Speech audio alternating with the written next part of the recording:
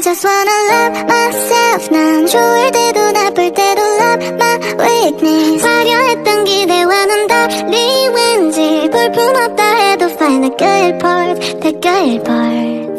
Hello! Assalamualaikum! This is one of your Moro content creator mom. So for today's video, magluluto naman tayo ng ating panghapunan. So ang ating lulutuin ay ginisang bangus.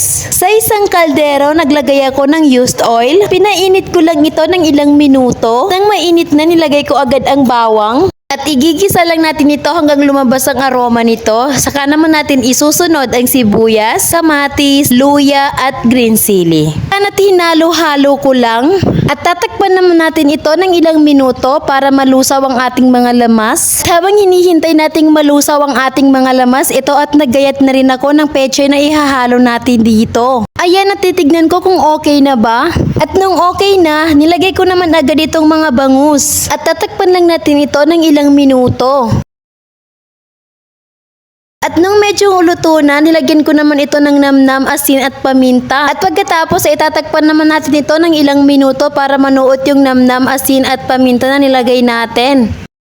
At habang hinihintay kong maluto yung isda, ito at naghugas muna ako ng plato. Ganito talaga siguro, no? Pag nanay ka na, kailangan marunong ka rin kung paano pagsabay-sabay yung mga gawaing bahay mo. Yan, at habang naghuhugas ako ng plato, naaamoy ko na talaga yung amoy ng niluluto ko. Ayan, at natapos ko na nga yung hinuhugasan ko, sinilip ko naman yung niluluto ko. At dahil tamang-tama na yung pagkaluto nito, naglagay naman ako ng 2 baso ng tubig. Ayan, at for the inom muna tayo dyan habang nagluluto. Ayan, at tinignan ko naman kung kumukulo na ba. At nung kumukulo na, nilagay ko naman agad ang pechay.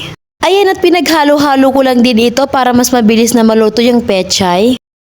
Dapat nga pala mga misa paghahalo nito ay dahan-dahan lang para hindi magkahiwa-hiwalay. Naglagay din pala ulit ako dito mga ng asin at namnam at nagdagdag na rin ako ng konting asukal.